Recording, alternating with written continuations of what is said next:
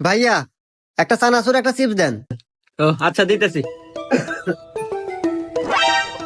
এই যে ভাই, এই নে ধর। ভাইয়া কয় টাকা হয়েছে?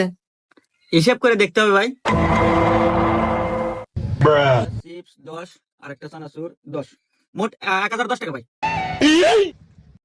আচ্ছা দিতেছি ভাই, এই নেন। এ ভাই এনে না 10 টাকা দিলেন মাত্র। 10টা মানে কি কন? আমি হিসাব করে দিই, খাতা কলম দেন। এই ধর তো।